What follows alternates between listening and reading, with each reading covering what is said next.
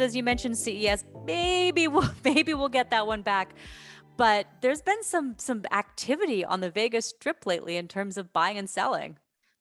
Well, yeah, the owners of the Cosmopolitan is Blackstone. They bought it out as a distressed property a while ago when it was still being developed, and they've announced they were trying to sell it. It's one of the few independent casinos on the Strip. Pretty much everything on the Strip is operated by one of three companies: MGM Resorts, Caesars Entertainment, or Sands Las Vegas, or Las Vegas Sands, which is the Venetian Palazzo, and then there's Wynn Resorts, a few further down the Strip. But Cosmopolitan was right in the middle of a bunch of MGM and Caesars properties. So it didn't make sense for Caesars or MGM to acquire the building. That's a very asset-heavy purchase. It's one of the most valuable properties, if not the most valuable on the Strip. Blackstone wanted over $5 billion for it. That wasn't going to happen. But quite frankly, it just, it's not worth that right now. They ended up selling the building. They announced afterwards they're selling the building for $4 billion to an investment group, partially composed of Blackstone itself.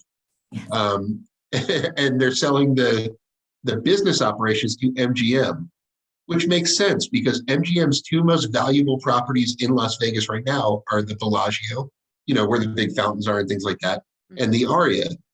Right in the middle of those two is the Cosmopolitan. So now they have the three in a row, and it kind of gives them dominance over that little area of the Strip.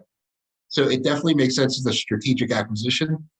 Cosmopolitan is specifically designed for the younger crowd. I feel like the old guy when I go into the Cosmopolitan.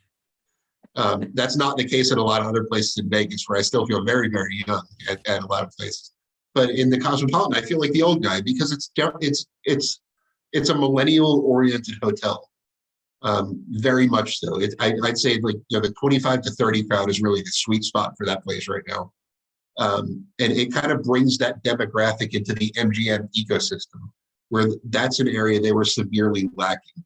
Their nice property, I mentioned the Bellagio and the Aria, are built for, the 40 and older crowd. They're very nice, but they're built for the older crowd.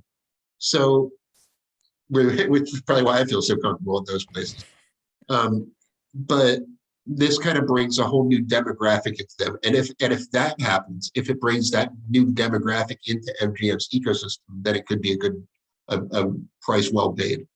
Well, and of course, because you've got loyalty programs and everything else that's been along from that, which kind of brings us back to, as we wrap up, just talking about Vegas. Isn't that dissimilar from talking about ski resorts? Because you're all it's the same economics of getting people to return, monetizing them through, the other things that they spend money on, and building that brand loyalty, which is really what it's all about.